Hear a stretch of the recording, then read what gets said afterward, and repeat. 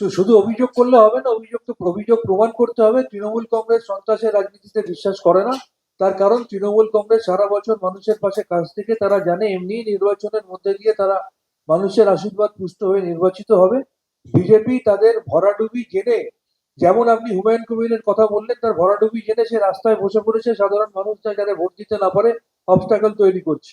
সুতরাং কিছু কিছু জায়গায় আছে যারা বিজেপি প্রার্থীরা জানে যে ভরাডুবি হবে, তারা এই এত মানুষকে ভোটের লাইনে দাঁড়াতে দেখে বুঝে গেছে যে পরাজয় অবশ্যম্ভাবী, তাই তারা বিভিন্ন জায়গায় নাটক করে তৃণমূলেরকে কালিমালিপ্ত করানোর চেষ্টা করছে। আমি আবার বললাম, সেটা তৃণমূলের কর্মীরা করেছে না বিজেপির গোষ্ঠীদ্বন্দ্ব তো আপনারা জানেন।